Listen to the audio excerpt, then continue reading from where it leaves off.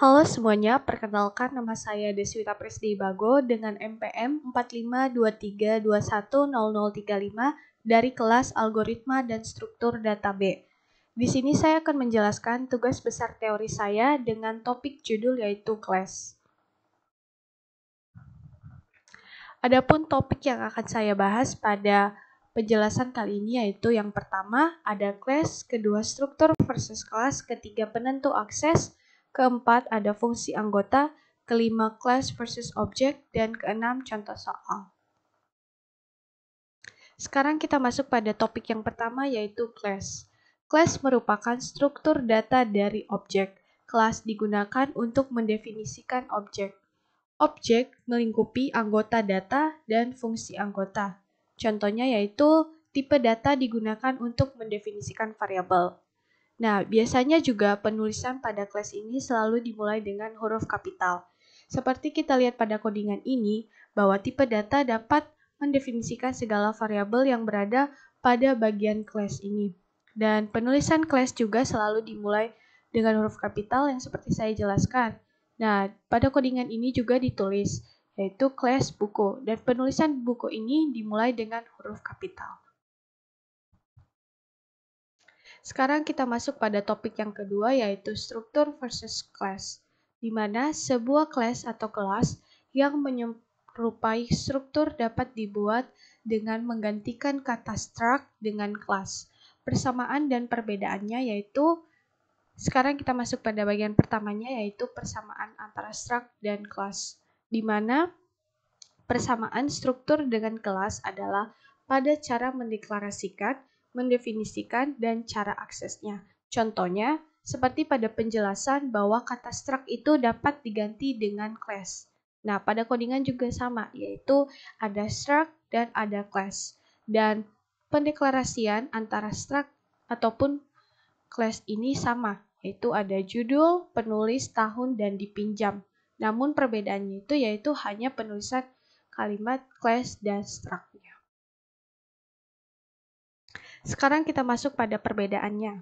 Perbedaannya yaitu perbedaan struktur dengan class adalah kelas mempunyai akses specifier atau penentu akses, sedangkan struktur tidak mempunyai akses specifier atau penentu akses. Nah, pada codingan kita dapat mengetahui juga bahwa dalam class ini terdapat tulisan private, sedangkan pada struct tidak terdapat, ataupun private ini dapat kita sebut sebagai penentu akses, sedangkan pada struct tidak ada keterangan penentu aksesnya. Nah, sekarang kita akan masuk pada topik pembahasan yang ketiga yaitu penentu akses. Penentu akses ini ada 4 macam level kelasnya, yaitu yang pertama ada public, default, protected, dan private. Sekarang kita masuk pada bagian pertama penentu akses yaitu public, yang dimana terdapat 4 poin utamanya, yaitu public bisa diakses dari luar kelas atau bersifat global. Kedua, maka semua kelas yang lain dapat melihat kelas tersebut. Nah, di sini dijelaskan bahwa kelas yang berada pada public ini dapat diketahui juga oleh kelas lainnya. Yang ketiga, dapat melakukan import, instansiasi, extends, dan memanggil method yang ada dalam kelas. Keempatnya, dengan menggunakan penentu akses publik, anggota, data, dan fungsi anggota bisa diakses dari luar kelas. Nah, jadi fungsi publik ini juga banyak, teman-teman. Nah, di sini dia dapat mengakses fungsi-fungsi ataupun anggota lainnya yang berada dari luar kelas. Sekarang kita masuk pada penentu akses poin keduanya yaitu default, yang dimana default ini hanya kelas dari package yang sama atau kelas turunannya yang dapat melihat kelas tersebut. Nah, jadi tidak semua kelas dapat melihat bagian dari default ini. Hanya beberapa package atau yang melindungi kelas ini yang dapat melihat bagian dari default ini. Contohnya, contoh default itu seperti ini, yaitu default, cout, pilihan tidak valid, silakan coba lagi. Sekarang kita masuk pada bagian ketiga penentu akses, yaitu protected, yang dimana terdapat 2 poin utamanya, yaitu protected sama dengan private dan bisa diakses oleh kelas-kelas turunan. Kedua, kelas tidak dapat dideklarasikan sebagai protected. Nah, dari poin yang sudah dijelaskan ini, kita bisa langsung memahami bahwa protected ini sama dengan private, dapat diakses oleh kelas-kelas turunan di bawah ini. Dan kelas tidak dapat dideklarasikan sebagai protected. Jadi, bagian kelas ini tidak dapat dideklarasikan juga sebagai protected. Sekarang kita masuk pada penentu akses poin keempatnya, yaitu private. Penentu akses private adalah nilai default sehingga kalau penentu akses tidak ditentukan, maka dianggap menggunakan penentu akses private. Nah, private ini juga memiliki beberapa poin-poin utamanya, yaitu yang pertama, private hanya bisa diakses dari dalam kelas atau bersifat lokal.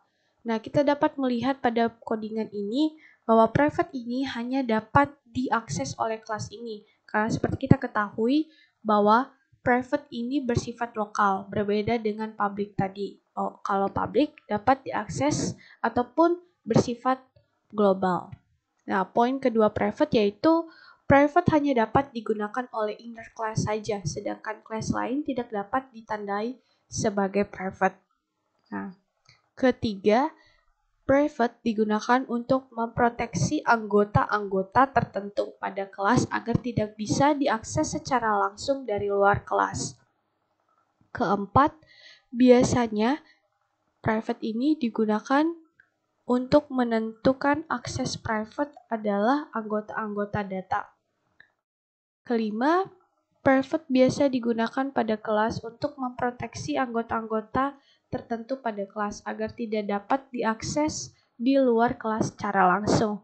Nah, beberapa penjelasan di atas ini dapat kita simpulkan bahwa private ini juga fungsinya itu dapat membantu bagian dari kelas seperti judul, penulis, tahun, ataupun dipinjam agar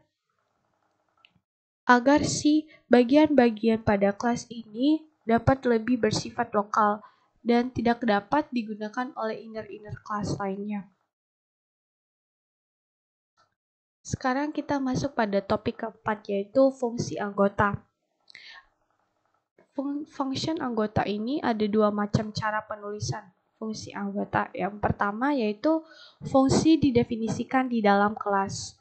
Nah, jadi maksud dari fungsi didefinisikan di dalam kelas ini seperti ini, teman-teman.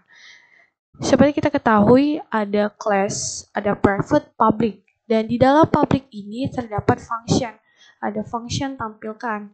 Nah, di mana menjelaskan bahwa function tampilkan ini termasuk dari bagian dari metode ataupun dari pendeklarasian variabel class. Jadi, fungsi didefinisikan di dalam kelas ini seperti ini. Fungsinya ada berada di dalam kelasnya. Yang kedua, ada prototype fungsi dideklarasikan dalam kelas. Definisi fungsinya diletakkan di luar kelas di bawah fungsi main. Nah, dapat kita ketahui di sini ada class. Namun penulisan fungsinya ini ada juga yang berada di luar si function ini, teman-teman. Contohnya itu seperti ini, function daftar buku.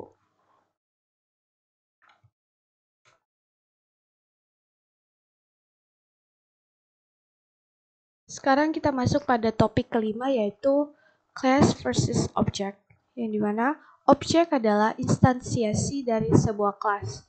Kelas itu sebagai sebuah cetakan, sedangkan objek itu adalah barang dari hasil cetakan. Kelas juga dapat dikatakan sebagai kategori, sedangkan objek adalah sesuatu yang memenuhi syarat-syarat yang harus dipenuhi agar masuk dalam kategori tersebut. Jadi, satu kelas dapat mempunyai banyak objek. Setiap objek mempunyai sifat yang sama persis seperti yang didefinisikan dalam kelas tersebut. Contoh, mendefinisikan beberapa objek. Nah, jadi seperti kita ketahui dari penjelasan ini, kelas ini merupakan sebuah cetakan. Nah, sedangkan kalau objek ini adalah hasil cetakannya. Jadi, pada kelas ini akan menjelaskan begitu banyak objeknya. Objek-objek itu seperti ini. Buku, koleksi buku, terus dalam bukunya ada max buku dan jumlah bukunya. Nah, sekarang kita masuk pada topik pembahasan ke-6, yaitu contoh soal. Ini adalah hasil screenshot dari contoh codingan yang saya buat. Contoh codingan yang saya buat ini merupakan contoh codingan buku. Ini adalah hasil running dari codingan tersebut. Di sini terdapat beberapa menu dari perpustakaan. Yang pertama, ada daftar semua buku, kedua pinjam buku, ketiga kembalikan buku, dan keempat keluar. Di sini saya sudah memasukkan bagian yang saya inginkan, yaitu pertama, yaitu di mana dalam menu perpustakaan satu itu terdapat daftar semua buku, sehingga ditampilkanlah daftar semua buku yang berada dalam perpustakaan, antara lain yang pertama, Laskar Pelangi, Bumi Manusia, dan Negeri Lima Menara. Selanjutnya, saya memasukkan lagi menu perpustakaan dengan pilihan kedua, di mana saya ingin meminjam buku di nomor 2, sehingga ditampilkan Anda telah meminjam Bumi Manusia. Sama seperti keterangan di atas, bawah buku pada pilihan kedua yaitu dengan judul Bumi Manusia. Pada menu ketiga yaitu kembalikan buku. Sesuai dengan buku yang sudah saya pinjam yaitu nomor 2, maka saya kembali menulis di sini 2. Sehingga dapat ditampilkan Anda telah mengembalikan buku Bumi Manusia. Dan yang menu perpustakaan keempat yaitu keluar. Saya memasukkan pilihan 4 sehingga dapat dideklarasikan dengan tulisan selamat tinggal. Ini adalah sedikit dari codingan yang sudah saya buat. Dan ini algoritma bahasa alaminya. Algoritmanya terdiri dari sampai 54 bagian.